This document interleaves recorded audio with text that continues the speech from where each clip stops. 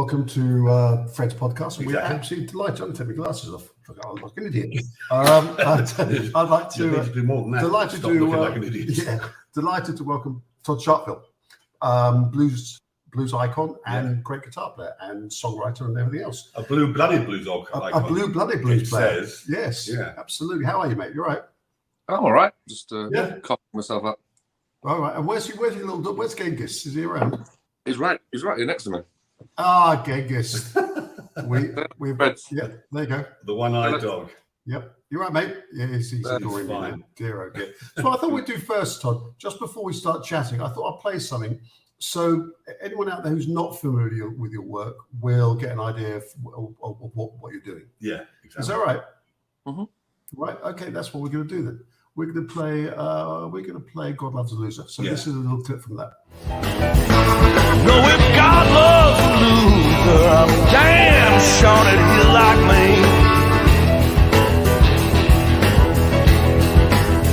I said if God loves a loser, I'm damn sure that he'll like me. I've seen a world full of trouble, a life full of misery.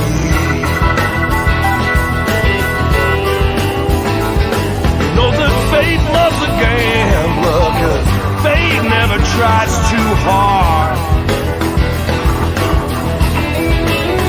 I said that fate loves a gambler, and fate never tries too hard. No need to play by no rules. She marked every winning card. There we go. Cool, man. Very good, man. Yeah, lovely. So that's from the new album, Medication Time. Am I right in saying that? It is indeed, yeah. Okay, cool, good. Now that album, has particularly the cover, has caused a bit of a stir, isn't it? Well, I read, you were talking in one interview about a PR guy in America who had a bit of a problem with it. Yeah, I mean, it was the first bit of aggro that I had over it, really, which was frustrating. An important element of our PR machine stateside, who I was very excited to be working with. There's very few, as you guys know, there's very few PR folks in the world who actually do what do anything. Do anything at all. Yeah. Do anything at all. It's normally they're normally very very much like Adina from Absolutely Fabulous. Yeah, exactly. But so I was excited to be working with him. But he's an older sort of chap, and he was vicariously offended by the cover. Right. Effectively, it was trivializing mental health issues in his eyes, and he believed that that Rolling Stone and New York Times and varying other publications that he does a lot with would perceive it as being such. Right. Okay. But it's autobiographical. This thing, isn't it? I mean, it's not like you're posing in a kind of disconnected way. This was part reflective of that episode in Wales when that whole thing happened. I'm representing my own personal experience of a mental health hospital that I spent a couple of months at. Right, exactly. And that didn't wash with him. He didn't take that on board, no. No, basically it was a question of either working with him or working with someone else. But being aware of the fact that this was going to be a recurrent issue over the cover, which it has been with publications, and it's amusing, it's sad, and it's irritating, and it's angering all at the same time. Personal experience. Exactly. Well, it reminds me a little bit, Todd, of the Eric Clapton thing when he did the film with Oracle about soon after getting the jab, his hands went weird, and he was just telling his story as to how it affected him. But the blowback he got for that was extraordinary. Even though that's his story. Yeah. I've frequently found myself online, defending him as staunchly as I can whenever I see him labelled as, an anti-vaxxer when he's telling his personal tale of what happened to him when he had both vaccinations. So exactly right. How can you be an anti-vaxxer if you had both vaccinations? I know. Yeah, exactly. It is bonkers. It is really so were you tempted to change? Because obviously, I bet the conversation must have come up. Yeah, can you change the cover? Did that happen? Yeah, I was told just to provide a generic-looking cover of most blues albums are a guy standing in front of a bar holding a guitar. With some shady lighting. Yeah, that sounds great. That sounds great. After all the trouble I went through to find a padded cell in London, I mean, Exactly. Exactly. But yeah, I mean, it's frustrating as much of the public narrative these days, where effectively someone will always be offended by something that's going on. What I mean is vicarious offence, when I'm just really trying to represent my own life experience, which is what I'm supposed to be doing as an artist. Well, exactly. You think so, wouldn't you? Yeah, we were talking earlier. Exactly. Actually, Fred and I were talking before we spoke to you. One thing that struck me is that blues as a genre digs much deeper than pop in terms of human feelings. Yeah, it does. I think it does. Generally speaking, pop tends to be more of a gloss, if you like, on personal experience, and blues tends to be more visceral and more. And did you think that's true? Yeah, I mean the whole genre. I mean it's based on technically a very simple form, as you guys know, the 12-bar sequence, which in many ways frees you up to do other things, because you're not thinking so much about harmonies and hooks and gloss at the end of the day, and trying to fit an earworm into 3 minutes. Right. So, and especially as an instrumentalist, as a guitar player, I never play the same thing twice, and I'm always feeling what I'm playing when I'm playing it and representing it moments in time. And yeah, the whole construct of blues is it removes, pretty much all of the window dressing. That's true. It does. To get to the raw ethos of what you're trying to convey, which is gushing. Yes, exactly. I hadn't really sort of seen it like that, but you're absolutely right. When you're working within that strict blues format, it leaves room for lots of other for everything else. It does, yeah. Exactly. Aside from when you look at people like Bob Dylan, aside from the idea that of what he represented at the time as a burgeoning star when he came out really in the 60s. I mean, I like to feel that as a poet, I mean, he chose once again a pretty simple traditional form of window dressing, so as to draw total attention to his lyricism. Yes, that's right. Yeah. And so that simple folk art form, acoustic folk art form, was very much let's not have too ornate a frame around this painting, so people actually on the painting. I agree. A lot of pop is all about the frame. Very much so. Yeah. Which is great fun. Hey, I love which can be great fun. Yes, it can be. Yeah. We've never done that. We've always done real deep. Well, you managed to combine the two. And the more you do it, the more people get pissed off with you, which is great. Yeah, they do get pissed off. On that note, actually, because you've been outspoken a little bit over the last sort of 30 months, cancel culture and all that sort of stuff. What sort of reception have you had from other musicians? Have they been quite open-minded, or I've always been on the circumference of I'm the guy a lot of people love to hate, and this has been going on for a long time. I mean, I've seen as far as cancel culture goes, what we were societally and the incremental moves that society's made en masse on a global level to where it is now. And I've watched in shock and horror. And I've always commented, and quite often I've done it not too tactfully.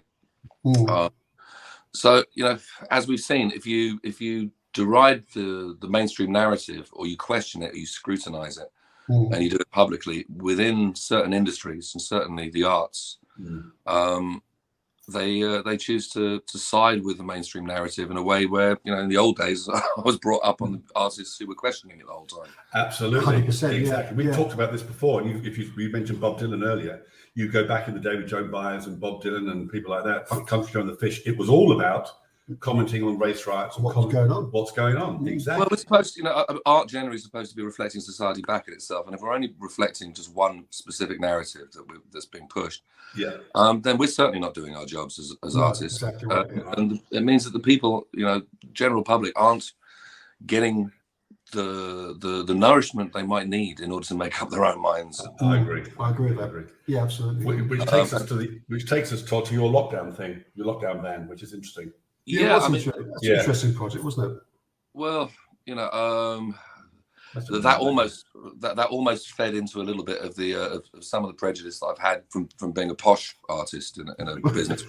Everyone assumes that everyone assumes that the posh side of my family heritage means that, you know, that I'm the man. I'm the privileged enemy who's right.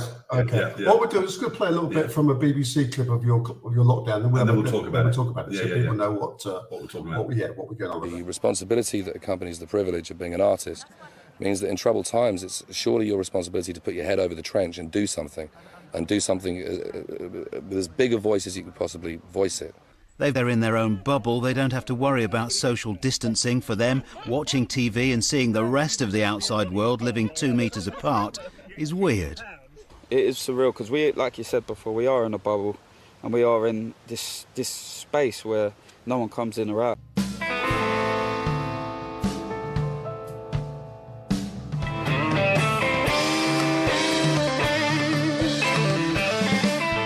My regular gig, I play with Jules Holland. I've been with Jules for like 30 years, and we should have been touring right now. And the band itself is a 20-piece band. I mean, I hope it changes, but I can't imagine we're going to be able to go back to what we were doing. You're playing places like the Royal Albert Hall. What time more than ever does humanity need a bit more of this going on, when it's high anxiety, high anxiousness, high panic, high depression, high loneliness? All these dire emotions that need addressing in some form or fashion artistically. It's our job. It's our responsibility to do stuff like this. Tight skirt, strawberry hair. We won't see live music at Glastonbury this weekend, but every Saturday Todd's band stream a live concert from their secret lockdown stage. Sean Peel, BBC Look East. That's great. Yeah, in all fairness to BBC, I mean, they were there and they did a piece on it. So that's pretty cool. It took a while to get the BBC to pay attention to what I was doing, though. Yeah, I bet it did. Other media. I bet. Yeah, you know. Yeah. A lot of people assumed that because of my background, it was just, you know, my house. One of your houses. One of your houses. Yeah. You know, the moment the lockdown kicked in and I could see what was happening, I felt like we needed one band effectively. That they needed a band of folks who had individual experience of working in different genres with relative names, so to inspire some confidence in the music industry. And then I had to, you know, put together a band, speak to pretty much most of the musicians with form in the UK in order to do it. Most people were terrified at the time. Either that or they were just finally off the road and their wives and girlfriends weren't going to allow them to leave. Now there was a chance of keeping them home for a bit.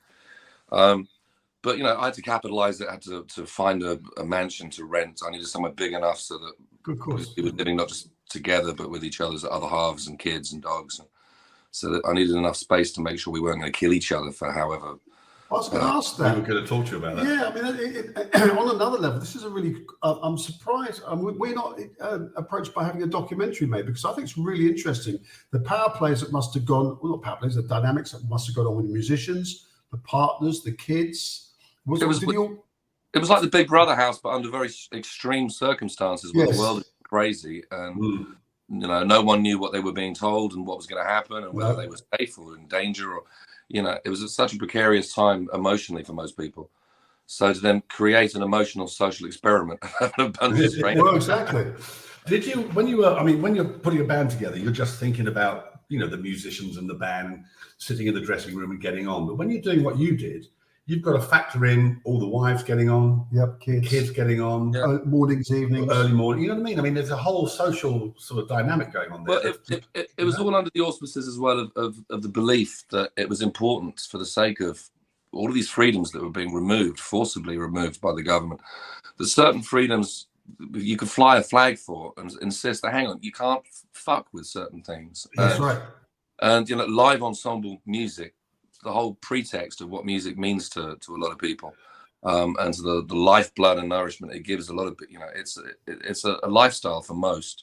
It's a necessity for most, and we've been led to believe it's a commodity like everything else. You know, over the last 25 years or so, and people, you know, hopefully during that lockdown realised that when they couldn't go to venues and bars and clubs and imbibe in the whole live context of music, that they were really missing something, and I hope they noticed that they were missing something that was, valuable in a lifeblood kind of sense. Exactly. Well, I remember watching a clip from Ozzy Osbourne, Black Sabbath with Ozzy Osbourne from Birmingham, I think, in the early 80s, and the whole audience was just one big, massive mosh pit. Yeah.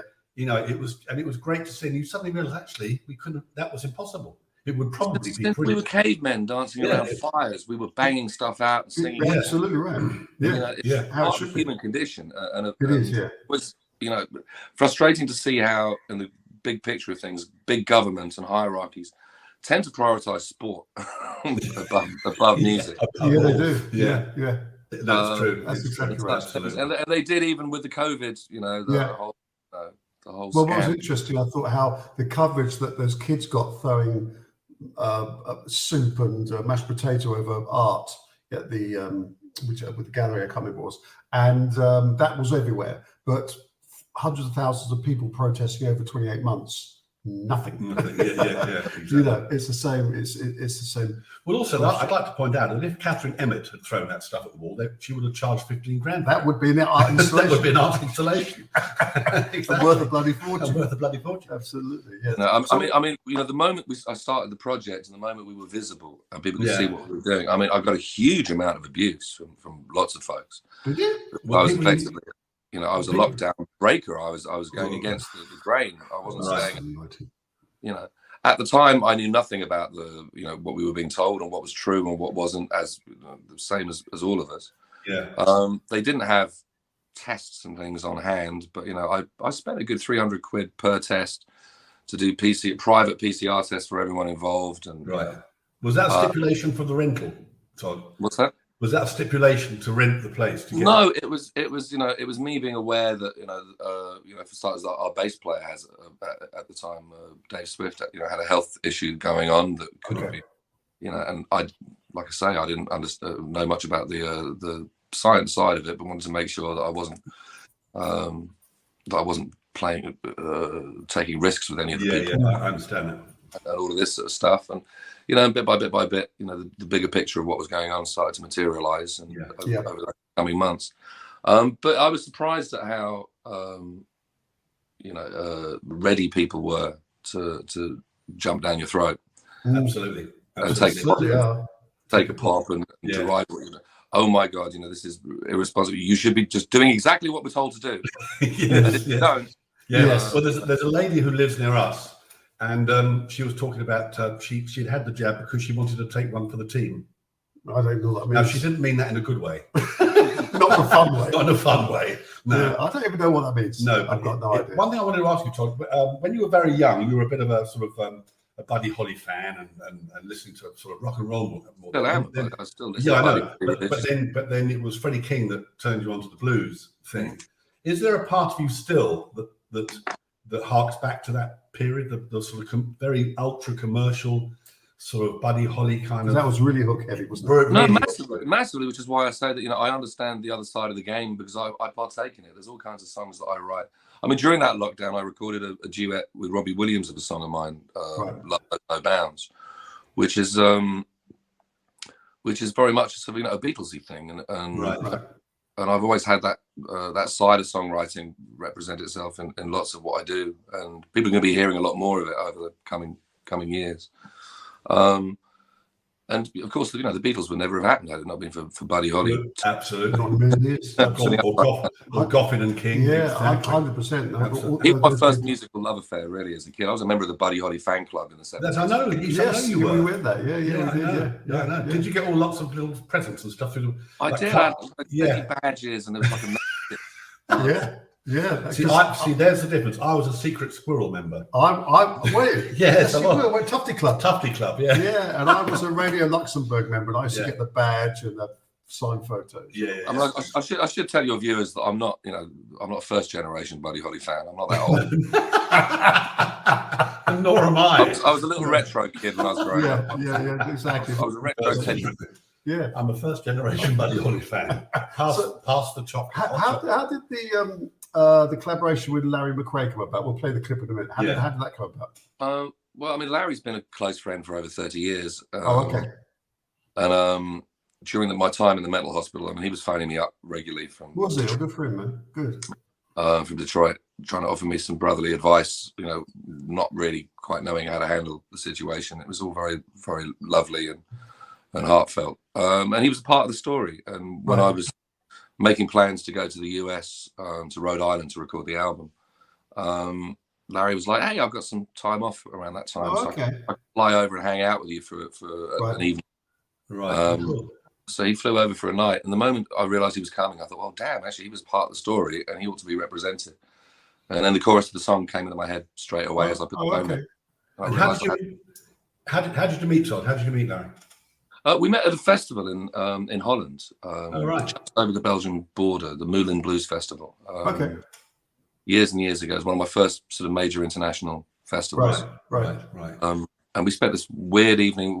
Whilst everyone else was partying, I went to the hotel bar on my own at the end of the night, and he was sitting there by himself, and we got chatting, and then we spent the whole night up jamming in each other's rooms, you know, playing with guitars, drinking beer, talking shit, and then getting to our respective tour buses the following day in the clothes we wore the night before, having not gone to bed, to go off on our different. Cool. But you obviously stayed in touch throughout that whole period since then.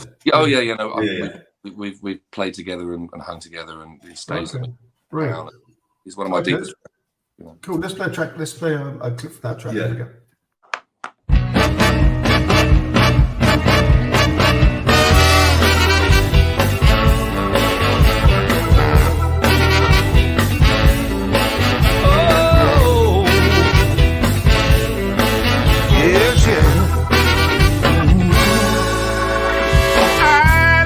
Hope of ever being found, and I swam with sharks who dragged me down. I was stabbed in the back by disloyal friends, scarred by the tracks on my arms again. I couldn't handle the hurt inside. I still can't stand it when the good ones die.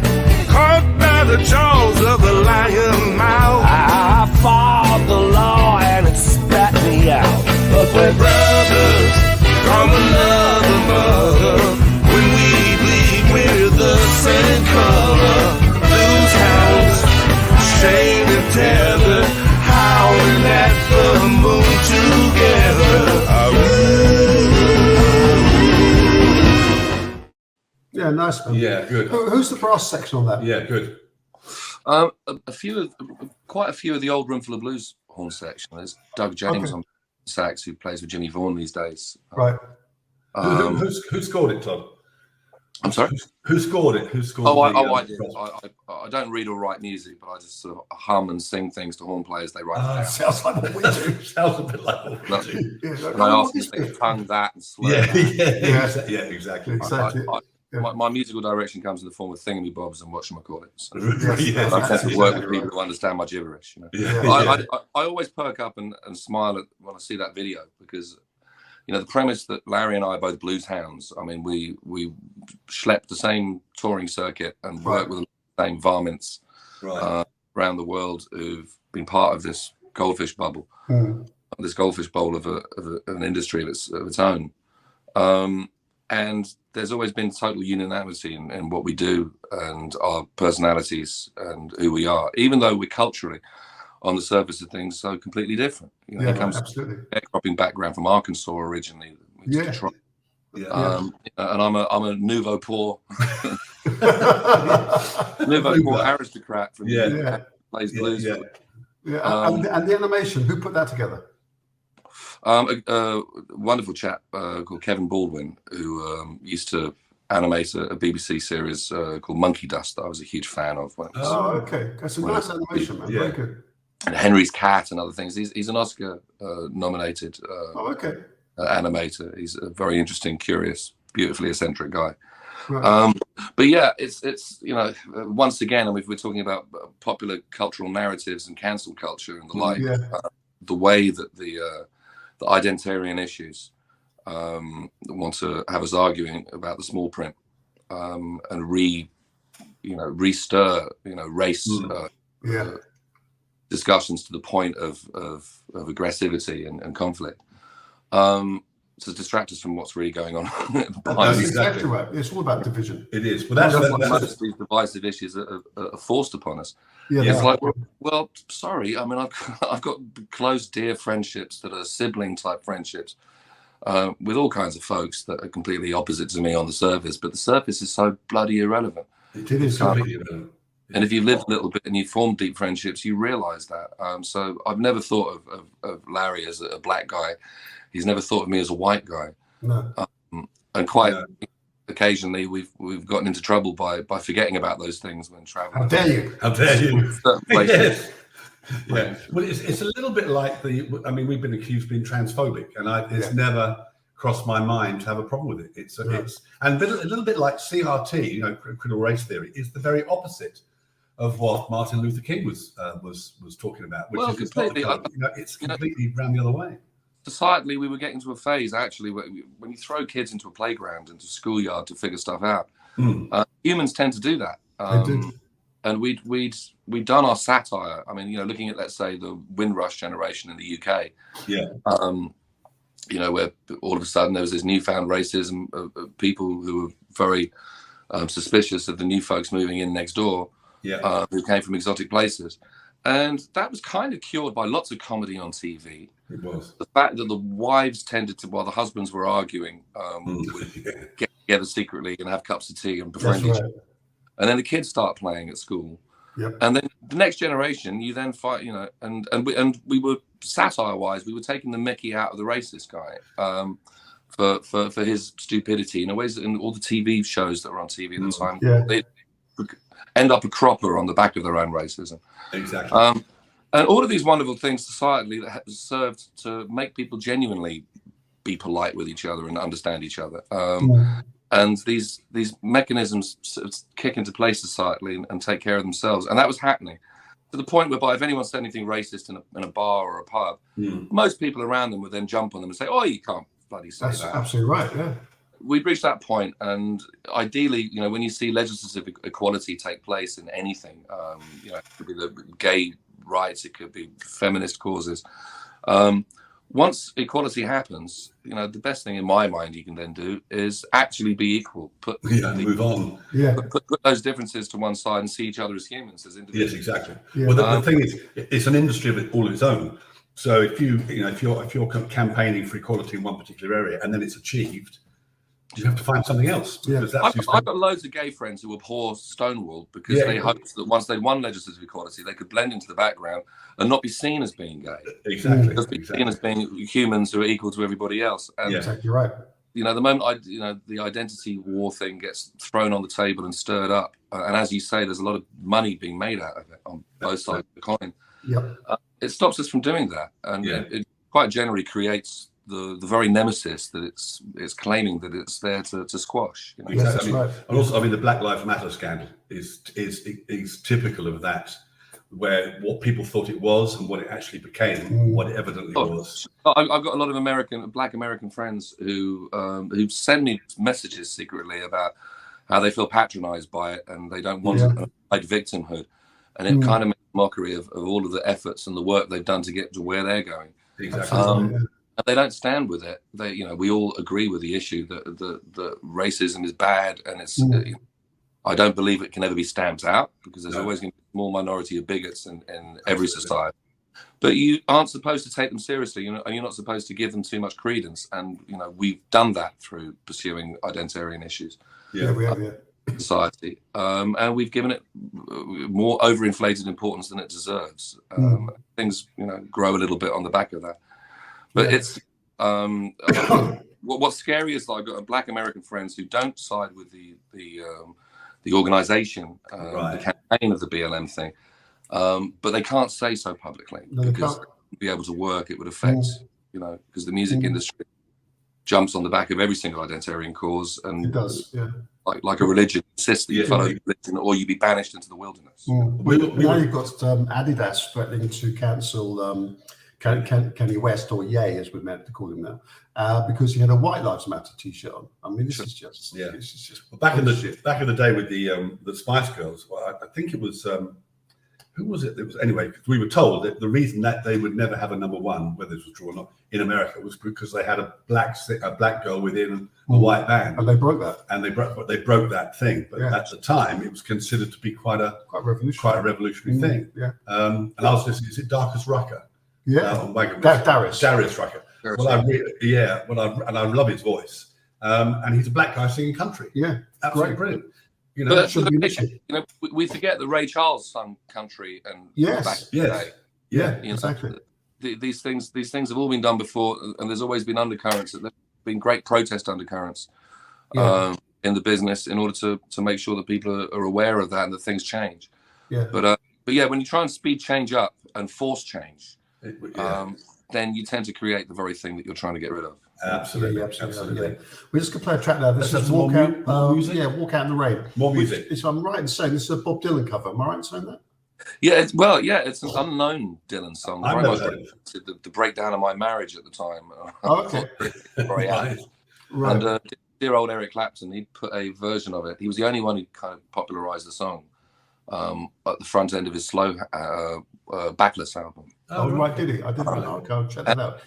His backing, I think, was very satirical. It was musically, it was very upbeat and jolly. Oh, okay. Right. I saw it as a very angry song that needed to be at least once just represented with the anger that you felt. Okay, yeah, okay. Here we go. We'll play it. Yeah. I like this. Okay.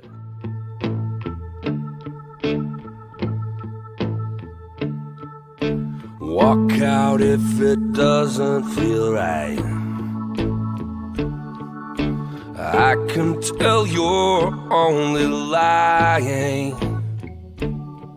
If you've got something better tonight, then don't mess up my mind with your crying. Just walk out in the rain. Walk out with your dreams. Walk out of my life if you don't feel right. Darling, catch the next train. Darling, walk out in the rain. In the rain. In the rain. In the rain. Cool, man. Yeah. Do you have you got little stocking musicians you use, or do you farm out, or do you use remote? How have you put this stuff together? I mean, this was all. I mean, what you're playing there was recorded in Rhode Island with a bunch of musicians who I've known for 15, 20 odd years. Right. Who normally work with Duke Robillard, who was the producer at the time. It's funny you met Bob Dylan. I mean, Duke has recorded and toured with Bob Dylan. And he works with people who understand my gibberish. Right. Okay. I've got a British lineup of musicians I work with regularly as well. Right. Touring, who comprise some dear old friends. Mark Mondesi on drums, who's the world's finest drummers. Who him and his brother did the Jeff Beck gig, amongst other things. And he understands my gibberish. I can sit down, play something to musicians acoustically one time round while they make notes, and then do a second time round where I'll stop and I'll say, it'd be great if we could match up the bass with a guitar riff here and play a harmony on this, so they'll make a note.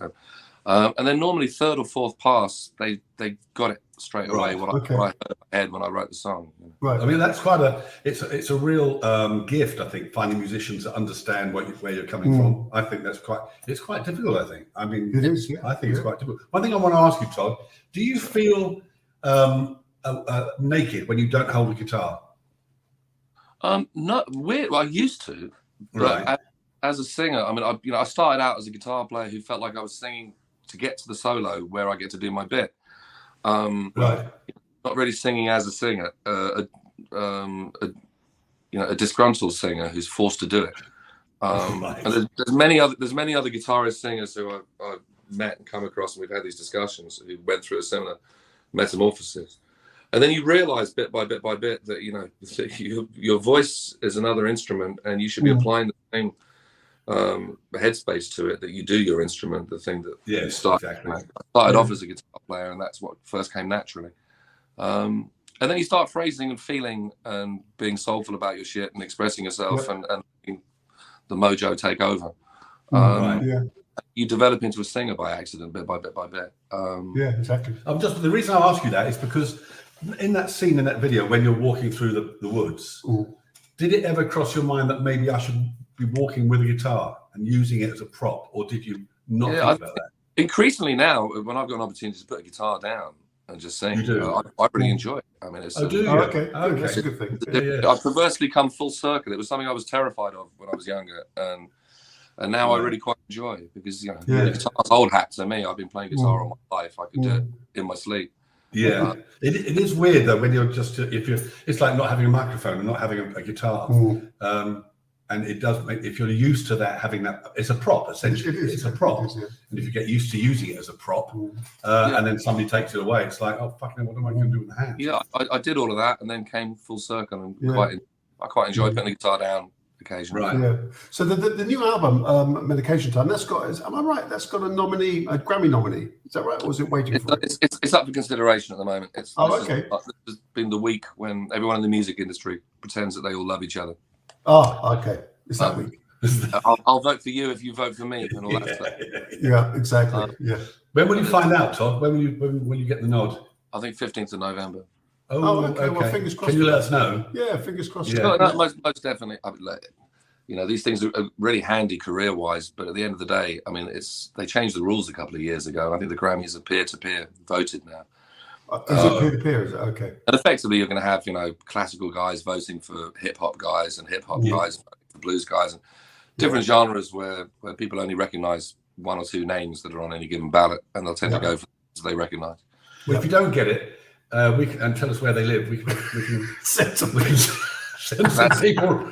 Send some people around. Exactly. I'm busy placing my wrists in the bath, that's true music, classic music response. So what's next? What do you plan? Yeah. Well, I've got tour dates and things happening next year. I'm going to I haven't managed to do much on the live front this year because this year was everyone's cancelled tours from last year because of because of all the ridiculousness. So it's been weird releasing an album, doing lots of interviews, but not really doing many gigs. Okay. But is it looking good next year for gigs? You getting a good? There's lots of interesting things happening. There's a TV show I've wanted to do for a long time in Germany called Rock Palace. I'm sure you. We've never done that. I don't think we're a bit too popular. I think so. Yeah. I'm doing that on March 16th. Cool. It's logistically a nightmare, but I'm looking forward to that. I had lots of radio play in the States and Germany and Australia, certain places, and so I'll be going off and doing lots of sweaty gigs as the plan. Brilliant. I've got a lot more material to put out, so I may well be touring next year on the back of this year's album, right? But also maybe putting out another album next year. In the meantime, right. Yeah. We've got a track here that is. Am I right in saying this hasn't been heard before? This Just Because? Yeah, no, this is completely. Yeah, I thought I'd give you guys a taste of something that's not been seen. Yeah. Okay, fantastic. We can play this right now. Here we go.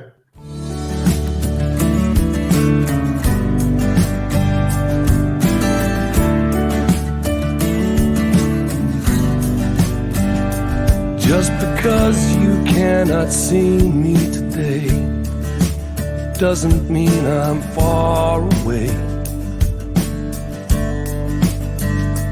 Just because you cannot touch me, my dear, doesn't mean that I'm not here. Given time, you're gonna realize that I surround you, rain or shine. Just because I love you more than life itself, I'm with you all the time.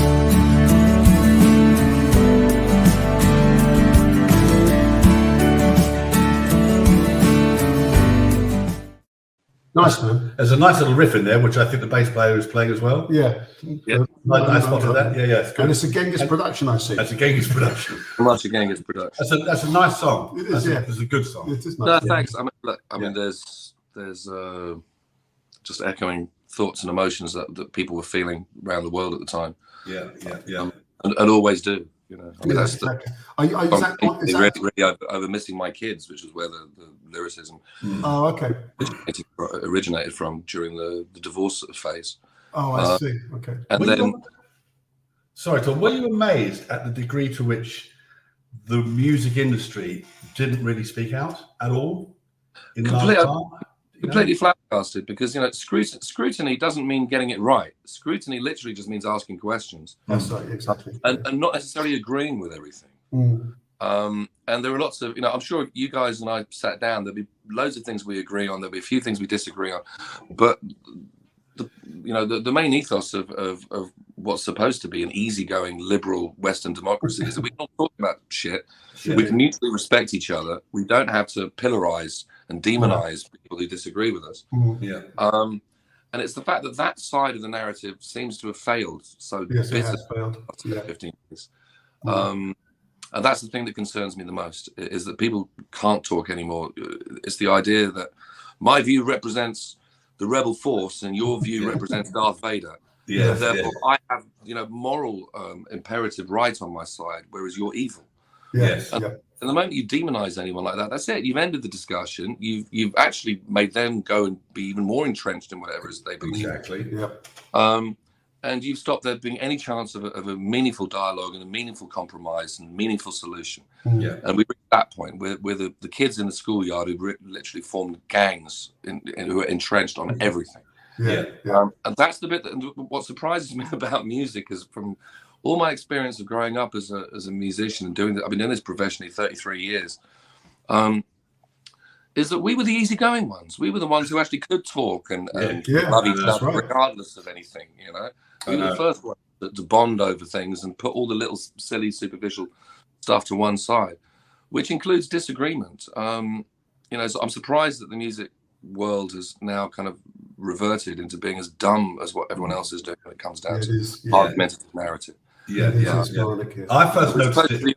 We're supposed to be asking questions. We're supposed to be that's the idea. Everybody should be doing that. I first noticed this kind of divide and the unwillingness or lack of willingness to listen to the other side during the Brexit thing. That's when it first hit me. When you had the people outside the House of Commons with the EU flag and the Union Jack, and they all hated each other. Nobody was really reaching across the aisle, and I think the same is true in America. Nobody seems, you know. Gold in America as being a left and a right divide. People forget that. I mean, there were populist camps on both sides pushing the schniz, and then there were the intellectual camps on both sides pushing the schniz as well. You know, so it wasn't just populist arguments. You had, you know, Giselle Stewart for Labour at the time. That's right. I remember. You know, who's a wonderful lady. You know, who could hardly be described as being, you know, as being thick. No. The Americans were sold the idea, oh, this is a left and it's a right thing. It's so easy to put everything into camps. It was such a complicated scenario. To demonize anyone, you know, on either side of the fence. I mean, it's a half and half. Half the population think one thing, half the population think another. You can't just insist that half the population are Darth Vader. No, exactly. Right. The wheels are coming off. I don't know whether you've seen the governor of Alberta in Canada apologizing for the demonization of the unvaxxed and asking them all to come back to work if they want to. And very, very slowly the truth is leaching out. There's narrative change. I've got you know, doctor friends who were pilloried through the COVID, who now bit by bit, obviously they're all needed. So my daughter's a doctor. Same thing. Exactly. And so that sort of, you know, necessity all of a sudden makes hypocrites out of everyone. And but it's the fundamentalist thing, this business about people believing that they've got moral imperative right on their side. That really is the beginning of all fundamentalism, and that's what ISIS folks think and believe. That's exactly right. If you've got right on your side, then you can literally stab your opponent. You can do absolutely anything. With them. Listen, exactly. Why some basis of unanimity? You know? I completely agree. And music should do that, and it should reach across the divide. And it should reach across the divide. The sad thing is that so many artists that I really like, that I've grown up with, have shown themselves to be, you know, several sandwiches short of a full picnic. Really. Well, by just acquiescing to everything or or by joining in this whole game of stabbing your opponent verbally and dismissing them as demons. I mean, I've got to tip my cap to you guys for everything that you've been doing on this front, because it's a brave new world when you're standing out there on your own. Yes, it's a bit odd. Yeah, it is. Yeah. Yes. What are you taking into a corner as being a villain of some sort?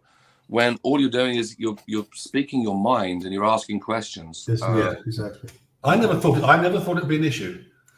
Never thought it'd be an issue. Exactly. Scary days, and where it all leads if we don't really do something about it. No, we just have to hold their feet to the fire. Yeah. You know, we all need to be standing up for each other, for each other's viewpoints, whether we agree with them or not. Yeah. Absolutely, I completely agree with you. We're ceasing to do that as an artistic community, and that needs to.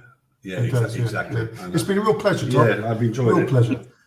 And we're going to come round, aren't we? I think we should. We're going to come round for a Barbie.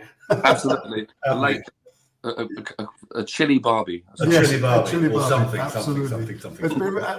Thanks for joining us, mate. We'll send links when this is ready to go. And say hi to Cyrilla. Say hi to Genghis. Absolutely. Yeah. And thanks for joining us. And we'll hopefully speak to you soon next year before you go on the road. Yeah, that would be good. Much love to you both. Much love to you. Thanks a lot, man. Lots of love, guys. Cheers now. Bye, Todd.